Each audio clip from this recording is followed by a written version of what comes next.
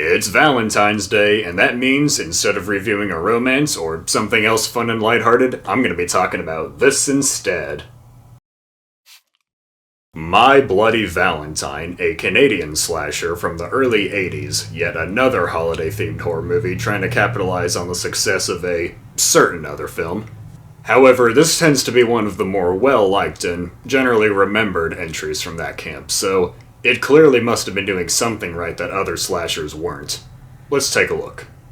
Like most slashers in the wake of John Carpenter's smash hit, the story begins with an evil committed in the past. In the mining town of Valentine Bluffs, on the night of the town's annual Valentine's Day dance, 5 miners became trapped in the tunnels after their supervisors left to attend the dance. The only survivor found was a man named Harry Warden, who lived by cannibalizing the other miners. 1 year later, after he was committed to a mental hospital, Warden escaped and murdered the supervisors with a pickaxe. He ripped out their hearts and left them at the dance that night, warning the town to never hold the dance again or he would return. Well, now, 20 years later, the town wants to hold the dance again, hoping enough time has passed that they could move on. However, it seems like Warden might be back, as a man in a miner's outfit is committing the same murders as before.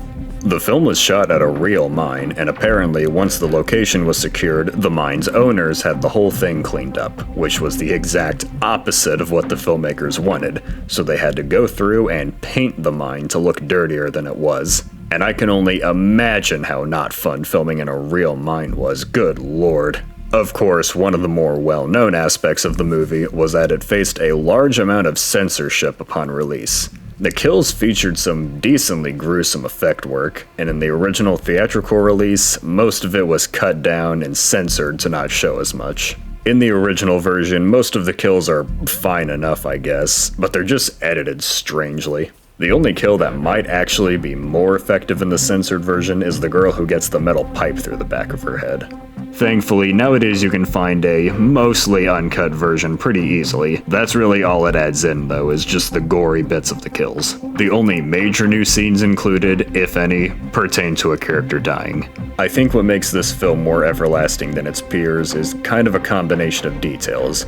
For starters, this is one of the better paced slashers from the time. It knows what you want and it gives it to you, in small doses, leading up to the climax. It doesn't mess around with boring characters doing uninteresting things to pad out the runtime. It paces everything out and keeps the boring scenes short and simple.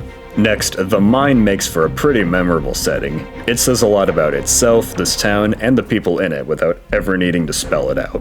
And of course, the killer himself has become pretty iconic in the pantheon of slasher villains. The way they film the miner suit is pretty creepy, and the mystery of the killer's identity is pretty strong for the most part. Apparently, the identity was even kept secret from the actors until the end of the shoot when they filmed the unmasking scene to keep their ambiguity intact. I mean, the miner straight up has his own Wikipedia article. For a character with very few appearances, that's a pretty significant achievement as an icon. There was an American remake in 2009, My Bloody Valentine 3D, ooh. It's about on par with the original, I'd say. It makes some changes, but mostly sticks pretty close to the original. If you like that first movie, you might like the remake as a different way to experience the story. To me, My Bloody Valentine endures as one of the 80s more popular holiday slashers, just due to it being a well-made enough movie. It's nothing mind-blowing or revolutionary or even all that clever, but it's well made enough that audiences latched on and remembered it. The fans chose this film to become iconic, while countless others have faded away. That's the power of horror fans. They have the strength to take the simplest little movie and turn it into a cult favorite, or for some of them, a holiday staple.